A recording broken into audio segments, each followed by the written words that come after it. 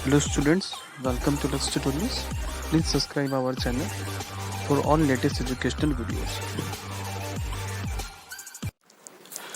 बच्चों, अपने लोग acids bases and salt chapter पढ़ रहे थे। उसमें अपने लोगों ने एसिड्स के बारे में पढ़ा, इंडिकेटर्स के बारे में पढ़ा, एसिड्स का प्रॉपर्टीज़ अपने लोग देख चुके हैं। तो और थोड़ा कुछ और जानना है अपने को एसिड्स के बारे में, थोड़ा सा 1 पॉइंट 2 पॉइंट और है, उसको अपने लोग देखते हैं। तो एसिड्स में डिजॉल्व इन वाटर, ठीक है। एसिड्स को जब वाटर में डिजॉल्व किया जाता है तो भाई जो एसिड जिसमें बहुत कम अमाउंट में वाटर होगा that is called your concentrated acids, और those acids in which there is large amount of water are called dilute acids, ठीक है। तो जब भी किसी कंसंट्रेटेड एसिड्स को हम लोग क्या करते हैं, वाटर में डिजॉल्व करते हैं, है ना, वाटर में इनको डिजॉल्व करते हैं, तब क्या होता है। तो एसिड्स का डिफाइन क्या है भाई? एसिड्स का डिफाइन है कि the substance which have sour taste, जिनका टेस्ट कैसा हुआ, खट्टा, है ना। लेकिन वो टेक्निकल डिफाइन नहीं है, मतलब केमिस्ट्री में वो कॉमन लैंग्वेज का डिफाइन है ना। तो टेक्निकली इसको डिफाइन कैसे करते हैं sorry, an acids is a substance which dissociates on dissolving in water to produce hydrogen ion. Acid वो सब्सटेंस है जो डिसोसिएट्स होगा, मतलब ब्रेक होगा। कब ब्रेक होगा? जब हम उस एसिड को किस में डिसॉल्व करेंगे, वाटर में। तो डिसोसिएट्स होकर कौन सा आयन बनाएगा, हाइड्रोजन आयन। फॉर एग्जांपल आपके पास यहाँ पे HCl है, जब हम इसको वाटर में डिसॉल्व करते हैं तो ये ब्रेक होकर के H प्लस और Cl- आयन बनाएंगे। तो ये हाइड्रोजन आयन हो गया, ये क्लोरीन आयन हो गया, है ना। तो हाइड्रोजन आयन मिलना चाहिए। वो सब्सटेंस, जितने भी सब्सटेंस जो वाटर में डिसॉल्व होने के बाद स्प्लिट अप होकर के, डिसोसिएट होकर के हाइड्रोजन आयन्स अपने को मिलता है, तो दो सब्सटेंस आर कॉल्ड एसिड्स। इन्हें अपने लोग एसिड्स कहते हैं। तो ये टेक्निकल डिफाइन हुआ। तो एग्जाम में अगर आपका आएगा तो आप ये डिफाइन लिखना, है ना, वो मत लिखना है कि acids have a sour taste.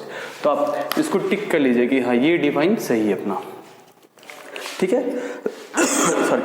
तो ये वाटर में डिसॉल्व है भाई, है ना। अच्छा, ये वाटर में जब डिसॉल्व है तब क्या हो रहा है कि वाटर, मतलब पहले से H2O है, एसिड डाला गया वाटर में, ये ब्रेक हो गया, तो ये H प्लस जो है ये वाटर साथ मिल करके बनाता है हाइड्रोनियम आयन H3O। ये प्रैक्टिकल में आता है, जो प्रैक्टिकल आपका होता है ना 20 मार्क्स का, एक्सटर्नल्स आते हैं, है ना, या फिर स्कूल में ही होगा, तो उसमें सर लोग पूछते हैं, ठीक है। मुझसे पूछा गया था इसलिए मुझे याद है ना।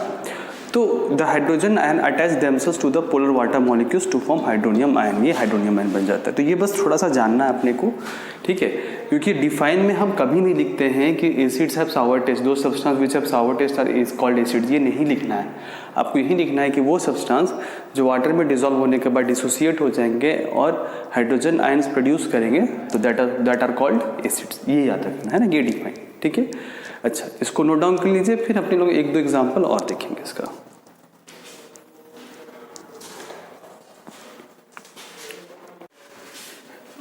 तो यहाँ पे 3 और एग्जाम्पल हैं जो ब्रेक होकर के क्या मिल रहा है अपने को, हाइड्रोजन आयन और जो भी उनका डिसोसिएटिव पार्टिकल है वो मिल रहा है, ठीक है।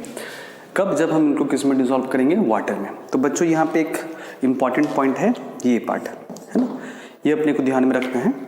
तो aqueous solution of N acid conducts electricity. जो एक्वस सॉल्यूशन होगा, मतलब वैसा एसिड जो वाटर में डिसॉल्व है ना, वो इलेक्ट्रिसिटी कंडक्ट करेगा। क्यों करेगा? Due to the presence of charge particles in it. इसमें चार्ज पार्टिकल्स प्रेजेंट होते हैं। फिजिक्स में आपने फर्स्ट चैप्टर में पढ़ा होगा, current is equal to charge flowing by क्या चाहिए, टाइम, है ना। इस तरीके से I is equal to Q by T एक डिफाइन है आपका करेंट का। The rate of flow of charge is called current. तो यहाँ पे देखिए आप, I is equal to Q by T मतलब चार्ज। अगर करंट अपने को चाहिए तो अपने को क्या चाहिए पड़ेगा, चार्ज। करंट के लिए चार्ज चाहिए अपने को, ठीक है। तो एसिड को जब हम, किसी भी एसिड्स को जब हम वाटर में डिसॉल्व करते हैं तो वो स्प्लिट अप हो गया, किसमें, आयंस। आयंस मतलब क्या हो गया, चार्ज पार्टिकल। तो एसिड को जब वाटर में डिसॉल्व किया गया, ठीक है, एक्वस सॉल्यूशन बनाया गया या फिर डाइल्यूट सॉल्यूशन बनाया गया, तो हम देख रहे हैं क्या कि उसमें क्या जा रहे हैं, चार्ज। ये रहे H प्लस कंबाइन होता है किसके साथ, वाटर है, तो H3O प्लस बना रहा है हाइड्रोनियम आयन, जो अपने लोगों ने पढ़ा। तो चार्ज तो है ना भाई, वहां पे चार्ज है ना, H प्लस हो या H3O प्लस हो, तो चार्ज है मतलब उसमें क्या फ्लो कर सकता है, करंट, क्योंकि चार्ज जो है वही करंट को कैरी करते हैं, है ना। तो ये इंपॉर्टेंट है कि why do acids conduct electricity, aqua solution of acids conduct electricity. तो एक्वा सॉल्यूशन में acid conduct electricity because on dissolving in water they dissociates into charge particles called ions. And we know that current is the rate of flow of charge, hence they conduct electricity। खत्म काम, बहुत easy है, ठीक है। कभी कभी exam में आता है कि ग्लूकोज C6H12O6, या फिर हम बोल सकते हैं अल्कोहल, इसे हो गया भाई C2H5OH। ये दोनों कंडक्ट क्यों नहीं करते हैं इलेक्ट्रिसिटी? तो क्यों नहीं करते हैं? क्योंकि ये डिसोसिएट नहीं होते हैं चार्ज में, इसलिए कंडक्ट नहीं करते हैं। एसिड जो है चार्ज में डिसोसिएट हो जाते हैं, इसलिए वो कंडक्ट करते हैं। तो अगर आपको ये चीज़ समझ में आ गया तो ये आप इजीली लिख सकते हैं, है ना। तो यही टॉपिक आपका एसिड्स में है ना। अच्छा, इसको नोट डाउन करिएगा।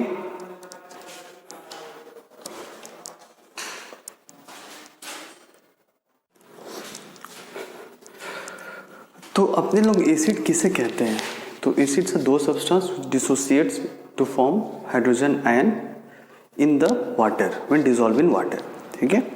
तो यहाँ से क्वेश्चन आ सकता है अपने पास, क्या आ सकते हैं कि why acids do not show acidic behaviour in the absence of water. Water के अब्सेंस में एसिड जो है एसिडिक बिहेवियर शो नहीं करेगा। तो एसिडिक बिहेवियर क्या है भाई? तो ब्लू लिटमस को रेड चेंज कर देना, वही एसिडिक बिहेवियर, मतलब पता चल रहा है कि हाँ वो एसिड है। क्लियर है, ठीक है। कलर चेंज कर देना, फिनोल्फ्थालीन का कलर चेंज कर देना, ऐसे कई सारे इंडिकेटर्स अपने लोग पढ़े हैं, है ना। तो dry acids do not show acidic behaviour in the absence of water, water नहीं होने से। तो वाटर नहीं होने से उसको अदर लैंग्वेज में हम लोग क्या बोल सकते हैं? Dry acids. क्लियर है, ठीक है। तो इसके एक एग्जांपल लिखते हैं कि ड्राई एसिड्स या फिर बिना वाटर के अब्सेंस, मतलब बिना वाटर के अब्सेंस ऑफ वाटर में एसिड जो है अपना एसिडिक बिहेवियर कैसे शो नहीं करते। तो यहाँ पे एक एग्जांपल अपन लोग लेते हैं। एक टेस्ट ट्यूब है, उसमें NaCl डाला हुआ है, ऊपर से तीनों डालते हैं H2SO4 सल्फ्यूरिक एसिड और ये है सोडियम क्लोराइड। दोनों का रिएक्शन होगा, तो दोनों के रिएक्शन से कौन सा गैस प्रोड्यूस होता है? HCl। कौन सा गैस? HCl। ये पूरी तरीके से ड्राई गैस है ना, इसमें वाटर बिल्कुल भी नहीं है, सिर्फ प्योर HCl गैस है। तो जब प्योर HCl गैस यहाँ से निकल रहा है, इस ट्यूब से निकल रहा है, तब उस समय हम क्या करते हैं, एक तो अपने लोग यहाँ पे एक ड्राई ब्लू लिटमस पेपर, कौन सा लिटमस पेपर भाई? ब्लू लिटमस पेपर हम लेकर के आते हैं। किसके सामने लेकर के आते हैं? HCl गैस के सामने। तो अपने को पता है कि HCl जो है वो क्या है? एसिड है। Acid will turn blue litmus into red, वो ब्लू लिटमस को कलर को चेंज करके क्या कर देगा? रेड कर देगा। लेकिन जब हम यहाँ पे ड्राई ब्लू लिटमस पेपर को यहाँ पे रखते हैं और ये HCl गैस जो है लिटमस पेपर के कांटेक्ट में आता है, तब हम ब्लू लिटमस जो है वो रेड में चेंज होता नज़र नहीं आता है। ये ब्लू लिटमस रेड में चेंज नहीं होगा। कब? जब ये HCl गैस इसके कांटेक्ट में आएगा, लिटमस पेपर के कांटेक्ट में आएगा। तो भाई ये क्यों हो रहा है? क्योंकि हम लोग शुरू से पढ़ते आ रहे डे लेक्चर 1 से कि acid will turn blue litmus into red, लेकिन ये HCl एसिड है, ये ब्लू लिटमस है, लेकिन ये इसको रेड में कन्वर्ट नहीं कर रहा है। नो चेंज इन कलर, क्यों चेंज नहीं होता है? तो अपने लोग फिर क्या करते हैं, थोड़ा सा बदल देते हैं। क्या बदल देते हैं कि मॉइस्ट ब्लू लिटमस पेपर, ये लिटमस पेपर लेके आते हैं जो कैसा है? मॉइस्ट है। मॉइस्ट मतलब ये पानी में भिंगा हुआ है, ठीक है, वाटर। तो जब इससे HCl गैस जब इसके कांटेक्ट में आता है, तब ये जाकर रेड में कन्वर्ट हो जाता है। जब ड्राई लिटमस पेपर लेके आए थे तब लिटमस पेपर रेड में कन्वर्ट नहीं हुआ था, लेकिन जब हम ब्लू लिटमस पेपर लेके आ रहे हैं तो ये लिटमस पेपर जो है इस गैस एसिड के कारण रेड में चेंज हो जा रहा है। तो ऐसा क्यों? तो फर्क कहाँ है भाई? जब हम यहाँ पे ड्राई यूज किए थे तो HCl गैस का कोई भी इफेक्ट नजर नहीं आया था, लेकिन जब अपने लोगों ने मॉइस्ट यूज किया तब HCl गैस का इफेक्ट हमको नजर आता है। क्यों? क्योंकि इसके पहले टॉपिक में हमने पता किया कि HCl जब वाटर में डिसॉल्व होगा तो H+ और Cl- आयन में ब्रेक होगा। और एसिड का बिहेवियर कौन शो करता है? एसिड किसकी वजह से है? H+ की वजह से, है ना। जो भी वाटर में डिसॉल्व होने के बाद हाइड्रोजन आयन प्रोड्यूस करेगा, that is called your acid. तो ये ड्राई है, कोई भी वाटर नहीं है, तो ये हाइड्रोजन आयन प्रोड्यूस नहीं किया, मतलब एसिडिक बिहेवियर शो नहीं किया। लेकिन जब मॉइस्ट आता है मतलब वाटर मिल जाता है तब वो एसिडिक बिहेवियर शो करता है। तो यहाँ पे उसका रीजन भी लिखा हुआ है कि dry HCl gas does not contain any hydrogen ion. Dry HCl में कोई भी हाइड्रोजन आयन नहीं होगा, हाइड्रोजन आयन नहीं होगा, so it does not show any acidic behaviour. However जब HCl gas dissolve in water करेंगे तो वो फॉर्म हो जाएगा किसमें, हाइड्रोजन आयन में, और अपना एसिडिक बिहेवियर शो करेगा। तो ये उसका रीजन हो गया भाई, समझ में आया ना। ठीक है, तो ये भी बहुत इंपॉर्टेंट क्वेश्चन है कि why acids do not show in its acidic behaviour in the absence of water, because they in the absence of water they do not does not produces hydrogen ion. Clear है, समझ में आ गया। यही answer आपको लिखना है, 1 number का आएगा, आपको फुल मार्क्स मिल जाएगा। क्लियर, कोई दिक्कत? ठीक है, इसको नोट डाउन कर लीजिए आप।